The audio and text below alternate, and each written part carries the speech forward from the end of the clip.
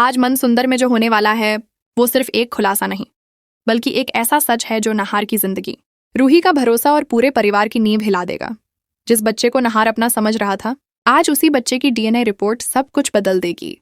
मन सुंदर के घर में आज सन्नाटा था। हर सांस भारी थी, हर नजर एक ही दरवाजे पर टिकी हुई थी।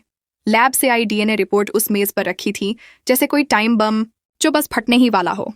रूही की आंखों में डर था, लेकिन उससे भी ज्यादा भरोसा अपने पति पर, भरोसा सच पर। नहार ने कांपते हाथों से रिपोर्ट उठाई। उसकी उंगलियां कागज को कसकर पकड़ रही थीं, जैसे अगर उसने ढीला छोड़ा तो पूरी दुनिया ही बिखर जाएगी।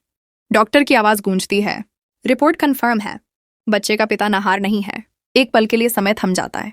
रूही की आंखों से आंसू बहते हैं, लेकिन ये आंसू दर्द के नहीं, सुकून के हैं।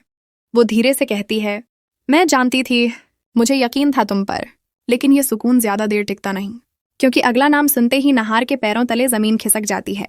रोमिल, जीजू, वही रोमिल जिसने सामने से हमेशा रिश्तों की मर्यादा निभाई, वही इस सबसे बड़े झूठ का गुनहगार निकला।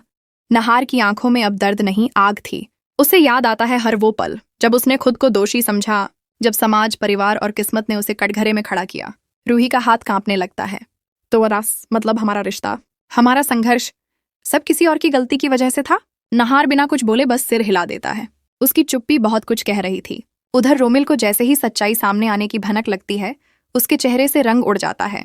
वो समझ जाता है अब बचने का कोई रास्ता नहीं। घर के कोने कोने में फुसफुसाहटें फैल जाती हैं।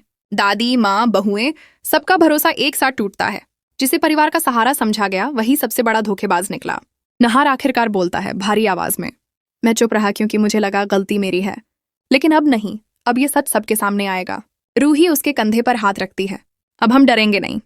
जिसने हमें तोड़ने की कोशिश की, अब वही जवाब देगा। और यहीं खत्म नहीं होती ये कहानी, क्योंकि सच सामने आ चुका है। लेकिन उसके बाद जो तूफान आने वाला है, वो मन सुंदर की हर दीवार को हिला देगा।